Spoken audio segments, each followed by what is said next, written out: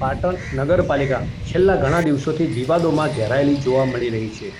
જેમાં લોકમુખે ચર્ચાતી વાત મુજબ સામાન્ય સભામાં પ્રમુખના વિરુદ્ધ જઈને